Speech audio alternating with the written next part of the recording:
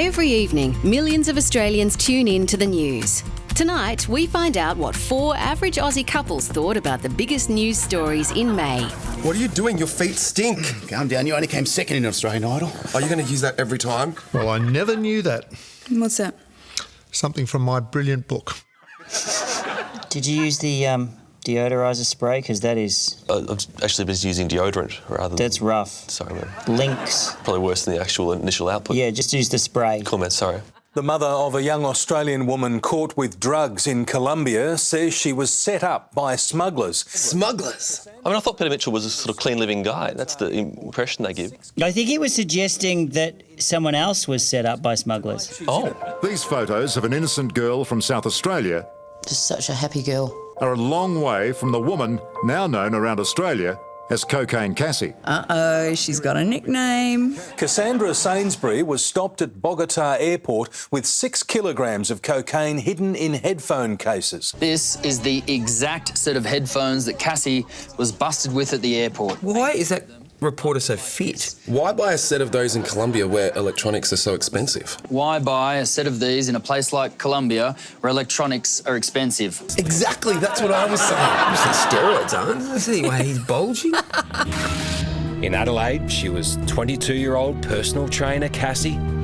But in Sydney, she was a voluptuous prostitute known as Claudia. We're still allowed to feel sorry for her, even just because she's a prostitute. As long as you're paying your tax. She was in a brothel. No issues with that. But back at El Buen Pastor prison, Cassie's mum and sister are desperate for any sign of her. That's hard, isn't it? It's full on. Looking at your loved ones over a ditch, over a wall, through a lot of washing. I did tell you to stop that behaviour. Yeah, I know. Have you stopped the behaviour? Nope. Will you stop the behaviour? No. That's your fiancé in there somewhere. Then, unexpectedly, Cassie appears on the balcony. She waves at Scott. I don't feel sorry for anyone in this story.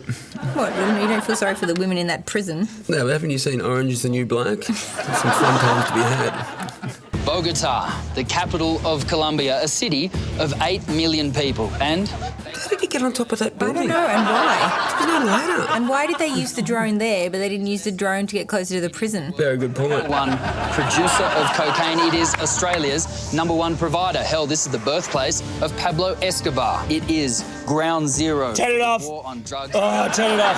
The penalties are severe.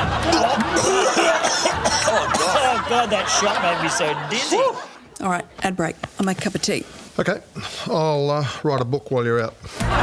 But Cassie wasn't the only smuggler to make news in May. Schapelle Corby will be able to finally return home. When Schapelle Corby walks through the arrival doors of Brisbane International, it's expected this area will be jam-packed with supporters and curious spectators. Why is he reporting from an empty airport?